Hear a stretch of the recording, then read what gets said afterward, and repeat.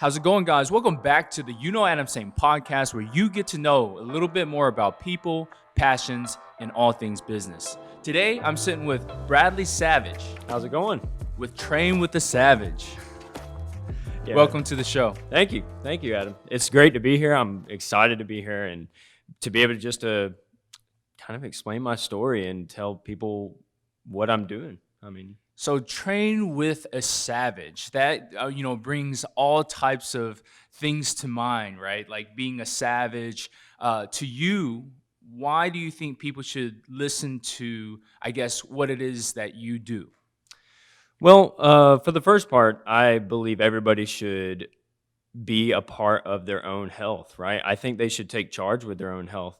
Some people think, oh man, I got to exercise today, or, I got all these things going on. I have kids to pick up, this, that, and the other. But in the long run, you have to think about what is your body doing over that time frame. So big thing is quality of life, right? We only have so many years on this planet. We have to use them wisely. Mm-hmm. And if we're not also taking care of the one thing we're going to be with forever, which is our body until we pass away, that's what we need to make sure we are honing in on and taking care of. Because ultimately, when we take care of ourselves, we can take care of others better. And so that's the kind of thought process I put into things is, how can you treat your body better? How can you treat your mental health better? Through exercise. Mm-hmm. And in the long run, that's the quality of life. And that's for athletes, that's for moms, dads, grandmas, grandpas, that's for everybody. So take it back. Train with the Savage is a personal training system. What is it?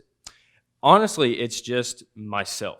I decided to go with Train with the Savage out of all these different names because of my last name. And I thought, man, well, since that's the rage right now, let's go ahead and use it. I feel like even though the wave of that name still resonates even today. I mean, I was probably in middle school, high school when that was like the first thing. How was that? How was that when you were growing up and everybody was like, oh, it's Savage? Oh, man, let me tell you, it was half and half. I mean, It was like there were some people who were like, oh, that's so cool. And then some people who were actually kind of afraid, like, oh man, I don't want to know who this guy is about. Like, really? But I was the quiet guy. Like, I never did speak or talk. And then it wasn't until college I flourished. I started to talk to people, networking, and just being in people's life and giving back to them in that way. When you were younger, you were actually on the quieter side? Yeah. Okay. I had a lot of thoughts, but I didn't express those thoughts. I didn't think, man, well, my thoughts don't matter. Because you had all these people in school who were like, oh, well, I have this thought and this is better, or this thought and this is better. It's almost like in your civics class when you were sitting down and your teacher wants you to be on two separate sides. One's Democrat, one's Republican. You're fighting over some issue. I felt that same way throughout all of school. And I was just like, nope, I'm good. If somebody wants to know, they come talk to me. Mm-hmm. And then eventually I realized in college, I was like, well, that doesn't exactly happen as what you want it to happen. So you kind of have to be calm, assert your opinion when you need to. Sure. But then pull it back. And that's also how I train, is I let them experience the training. And then as we go through it, I will insert certain ideas and thought processes that they should be thinking of. Because ultimately, the goal of a personal trainer, and this is going to, go back to people who, have already hired a personal trainer or maybe have tried it before, but your personal trainer doesn't want you to know that they want you to do better. Like, they may encourage you, they may push you and things like that, but ultimately they want you to go home and do it. Whatever homework they're giving you, whatever exercises they're giving you, they want you to go home and do it. Why? Because if you go home and do it, at the end of the day, they can then say, man, that was a successful session. Mm-hmm. I had this person really bought into their health. Yeah, I think, a lot of times people struggle with that. Even myself, there's times when, I struggle with motivation of getting up and at 'em, if you will. Yeah. Especially what you do on your story. I love it every morning. I mean, that's just kind of like the consistency, right? So, but how do you allow people to understand that side of motivation, self-motivation, right? Like how do you get them to um, get moving? Everybody has something they love to do. Mm-hmm. I mean, that's it. Like Mm-hmm. your up and atoms are usually you boxing, Sure. right? You love to do that? Yeah, Absolutely. exactly. Then it's not hard. I mean, you get up in the morning and somebody who, knows they need to exercise and knows they want to do something about their health, they'll get up, all right, let's go run. All right, Mm-hmm. yeah, let's go hit up some weights or something like that. But 9 times out of 10 they don't like that. So for those that like to eat, Yeah, they'll wake up, they'll want to eat, right? yeah. So how do you get them to kind of like start doing something different? Well, let's say you love to eat really good food. Prepared food that is just homemade is the best food ever. But if you're overeating to a mass amount, okay, it can still be good food. Just reduce it a little bit, you know. Don't feel the need to continue to have satiety, right? Like Mm-hmm. that hunger hormone. And really just want to continue to eat. And that was my big issue. Like before coming to college, I was just like, man, I'm a kid. I can eat whatever. But then I realized, man, if I want to do certain things, I don't want to feel bad. I don't Sure. want my stomach to like turn on me. I want to be able to eat something, know I got the energy and the fuel, and then go do what I want to do. Whether that is like fishing, being outside, running with your dog, throwing a ball with your dog, or even with your kids, like hanging out with your kids and playing with your kids. Like I don't see as many adults playing on the playground, but they can too, and Yeah. that's fun. A lot of parents find that fun. So let's bring some structure to Sure, this. yeah. Tell me what is the savage mentality when it comes to fitness? It's no nonsense. But no nonsense in a way of let's learn what we're supposed to do and utilize it. I know exercise can be hard, it can be tough, people don't want to do it. But if you take a no nonsensical approach to it, then it's just like you're in college. You're learning the information, you're spending loads of money on the information. So why go to a personal trainer that you're spending money on without learning something? Mm-hmm. I have a ton of clients who at first thought that way. They were like, oh, yeah, I'm paying you to have a workout ready for me to do. Okay, that's fine. But if you're going to work with me, you got to then think like me. And that's what you're paying me to do, is teach you. I am your professor. I'm there every time to get you to where you want to be, but to teach you how to maintain it yourself. Mm-hmm. So again, no nonsense in the way of like a professor would. First day of class, you walk in, they're like, look, you already paid for this. Mm-hmm. So it's up to you to learn it. But instead, I'm like, nope, you've already paid for this. I want you to learn it because this is a quality of life that will affect your lifeline and generational. There's more studies out now that if you lead a healthy life just with exercise and working out and making sure that what that looks like for you is then taught to your children, genetics wise, there's research showing that it benefits your offspring. Sure. So It makes it's sense. wild. It makes sense.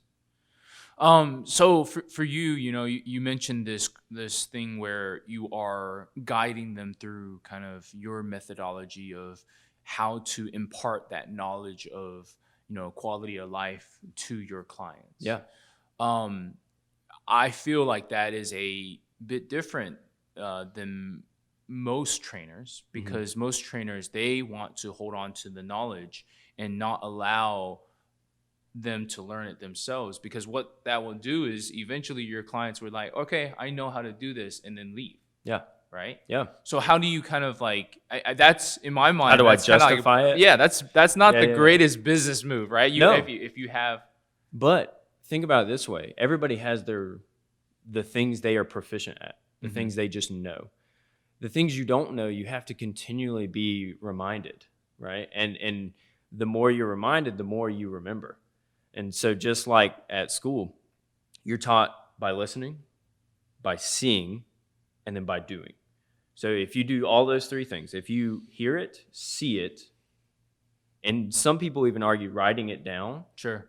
and then you teach it. If you can teach it to somebody else, then you know it. Sure. But there's always this fail safe of needing to go back and just be reminded. Because think about this. Anybody seen the game show Wannabe or Are You Smarter Than a Fifth Grader, right? Everybody looks at that game show and you're just like, I don't remember a thing. But as soon as you see the answer, you're like, yes, that's it. Sure. And that, I mean, that's ultimately what anybody in personal training should be thinking is, man, I may not have remembered this, but hey, maybe I can just, come do one session and be reminded of some of the things, have questions. That's what your personal trainer wants you to do, guys. They want you to have questions. They want you to come in, do a workout, of course. That's all a part of it, but also have questions for them. It's almost like going to your doctor. You immediately know if you have something hurting, like let's say your shoulder's hurting, you go to a doctor, and what is the doctor going to want you to give them? Questions. Sure. If not, they're going to be sitting in there with you like, so what's wrong? That's right. That's it. So instead of going there, why don't you go to a personal trainer who can then guide you through that? Like, okay, well, what's hurting? All right, cool. Well, is there any pain associated with it? Those kinds of things we can ask, and as soon as we feel like, okay, yes, this is the cutoff, then we can refer out. Personal trainers are very quickly becoming something of a healthcare provider, and people don't know that yet. But there's actually things through the American College of Sports Medicine that I'm a part of that for an exercise physiologist, they just recently started to get together a task force to start pulling together political pull so that an exercise physiologist could then become a healthcare professional. That's super cool. Yeah. So I guess there's this kind of like tie-in between kind of like, medicine Yeah. as well as fitness. Yeah. And you mentioned this before where fitness is can be treated as if it were a medicine within itself. Yeah. What have you seen fitness heal? So I have a specific client who has had a lot of mental issues for a lot of his life. He at one time was on probably 11 medicines. And over time, since I've been working with him, he has dropped it from 7 to now 4. 7 what? Different medicines. Medications. Yeah. Because that's crazy. of the mental medications, right? Like depression, anxiety, nervousness, those kinds of things that psychiatrists, not putting a bad name on psychiatrists because they do have a use, but exercise is medicine. So if you don't believe me, take a second, go for a walk, come back home, and whatever you were originally anxious about, nervous about, or just weren't sure and had fear, you've had some time to breathe, and you've had time to exercise, even if it's a walk. You come back, and I guarantee you feel 10 times better. You may not have the answer, but you feel better. And it's just like anybody in business too. It's like we don't know the answer. We think we know the answer. We go with it. We ask questions. We get our closest advisors and we say, hey, what should we do? And then we decide, okay, let's do it. And you go with it. Nobody knows precisely what the fallout will be. You just go with it. You go off of what's best, what you think is best. And if you think that's what's best, that's what matters. So for Train with the Savage, what is kind of on the horizon? Oh man, a bunch of different things. So I'm working on a website. I'm working on a at-home workout program for both beginners and advanced individuals. And then what that will entail is basically 30 to 45-minute sessions, but packed into a booklet. So through quarantine, through the coronavirus, I was just putting together a booklet of exercises I did while I was working with people at home. And I decided, man, why don't I just put these together and do something with it. And so that's coming out. And then I hope to hire on an intern to hopefully help me with some digital marketing. So I want to get involved more with digital marketing, social media, and that'll be my next step. So I'm actually going to be doing a guest lecture at Georgia Southern too. Very cool. So, yeah. For what? To talk to the intro to exercise science classes, there'll be 2 classes that I'm talking to, and I'm going to walk them through their options. I mean, they have all kinds of options with exercise science, and some people don't know what those options are. So I would guess nobody has heard of what an exercise physiologist was, because that's not a regular thing. It's not. It will be one day, but you will hear that in the northern states because it's more prevalent there. So what is that? Exercise physiologist is if you take a personal trainer, and if that personal trainer has a bachelor's degree, they can then get credentialed to, essentially, the credential says you understand secondary issues that could be harmful to someone. So like cancer, let's say congestive heart failure, kidney failure, things like that. And you can walk them through exercises that are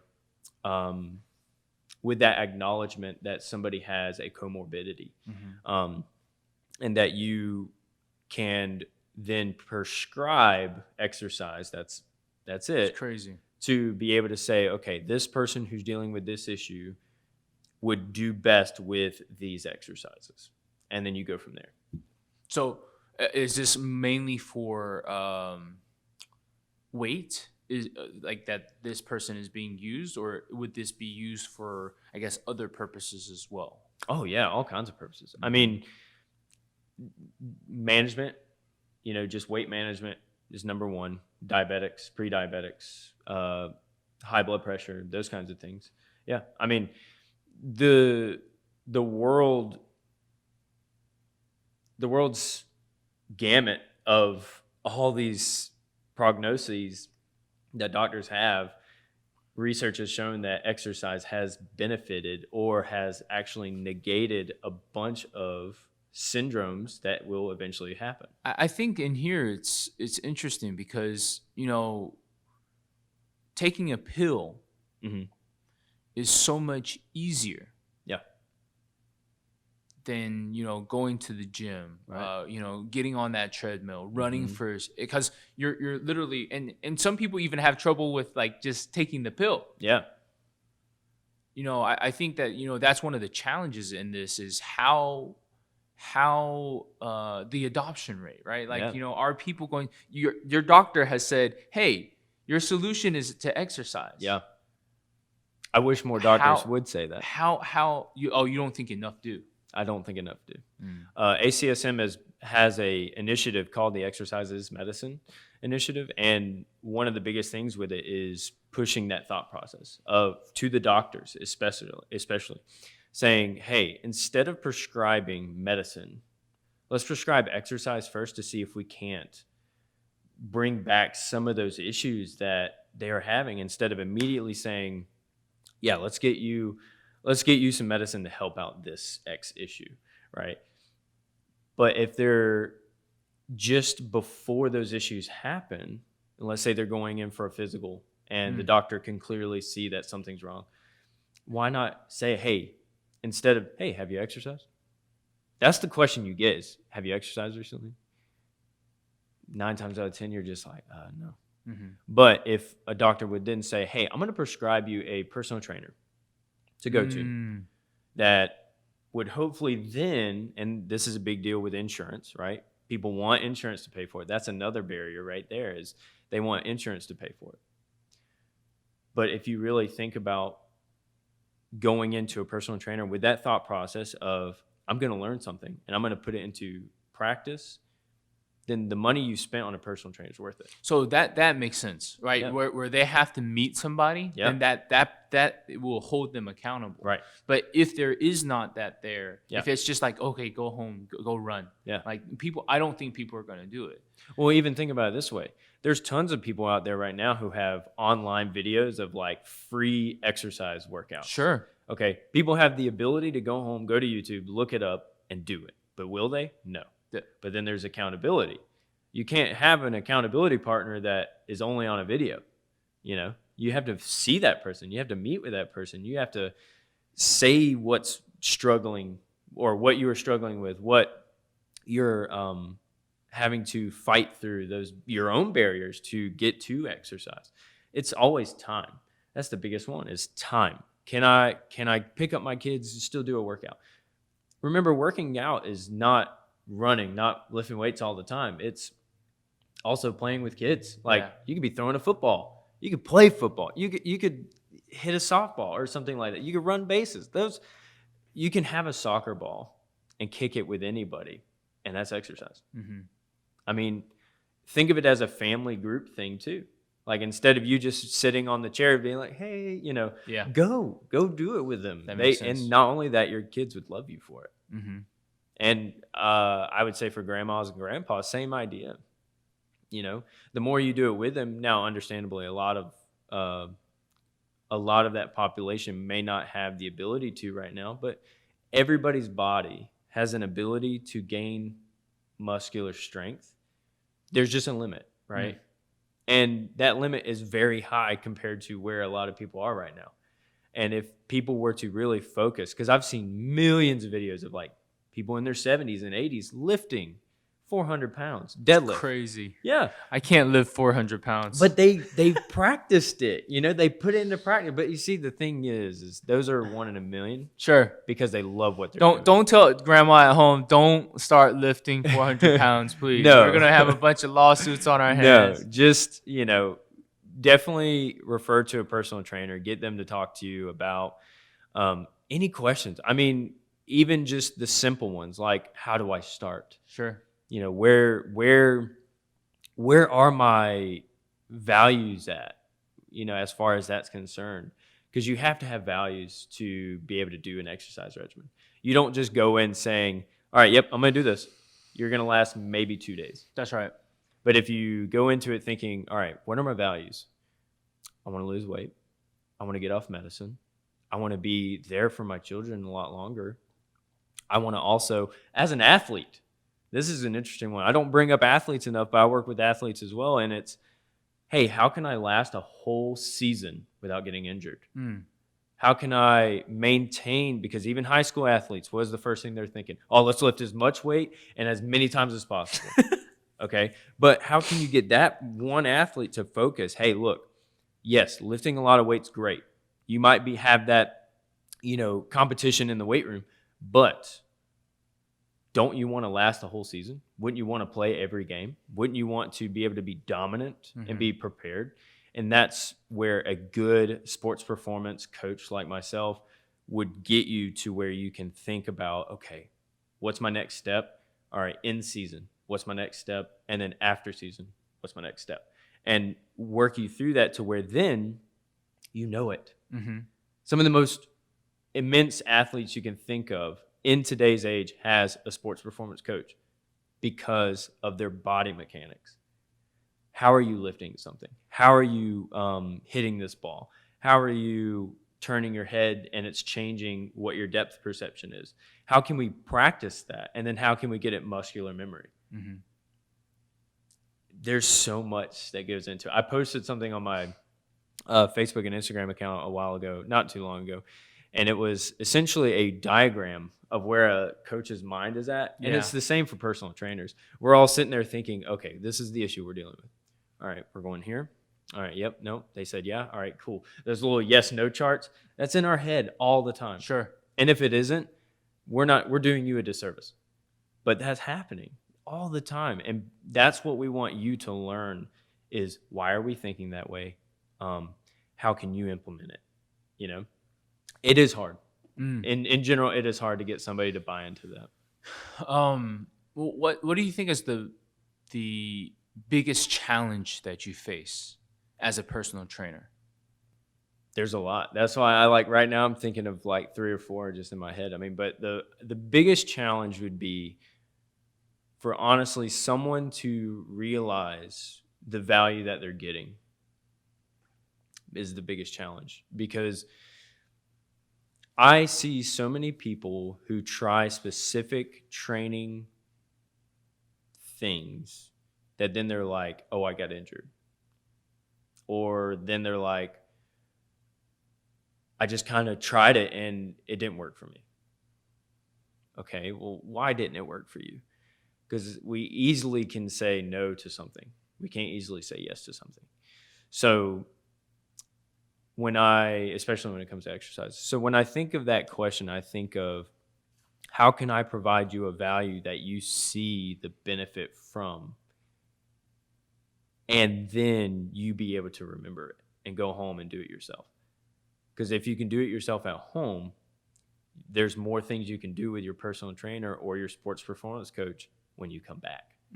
Because as soon as you know it, then it's like, great, let's move on. Let's progress. We don't want to digress. We want to progress. That's right. And so if we can keep progressing, then we can keep moving. And ultimately, there's so many new ways of training that come out that then you can utilize as you get there. But the majority of people starting, they have to start slow and steady. You accomplish one thing, you do a fist bump, and then you move on. But you consistently progress. And if you can do that even as slowly as possible, and you get to that maybe middle tier, okay, I'm exercising a regular amount, maybe I should do a little something more, then that's when you say, okay, maybe I go back to a personal trainer. So going back to your previous question, it's like you eventually run out of things to do. And you're like, yeah, let me get re-amped. Let me get re-energized. I mean, all personal trainers are like those speakers who like get you jazzed about something. Like you go to these conferences and they're up there on the stage and Motivation. Like, yeah, we're like, hey, let's get up, let's do this thing. But then when you go to a personal trainer, you don't see us as that. You see us as that guy that's going to hurt you. No, we're not going to hurt you. We're going to do enough to where you're going to feel like you did something. But then we want you to be able to take that home with you. So where are you currently training? I'm training out of Southern Wellness and Rehab, behind Cookout and Burger King. And I am also, I utilize Mill Creek Parks for athletes and stuff like that. So I just I'm mobile, but that's where my base is. And what does the future hold for you?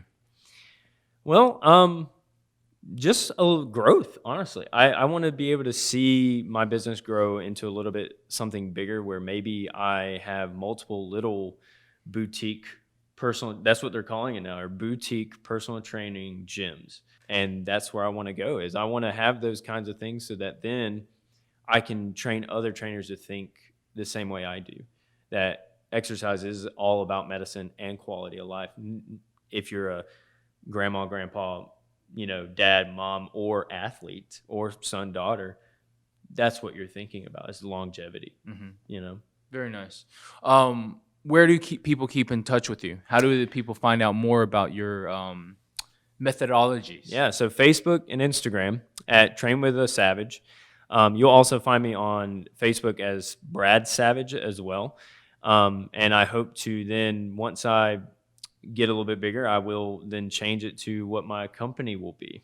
So I just filed for that recently as well. Fantastic. And you recently had a birthday as well, right? Yes, I did. Happy birthday to Thank you. you. Thank you. Yeah. Fantastic. Turning 27. But the thing is, everybody asked me, they said, man, how does it feel to be a year older? And I said, I think I'm thinking in the future more now. I'm thinking more like, okay, ultimately I'm practicing what I'm preaching.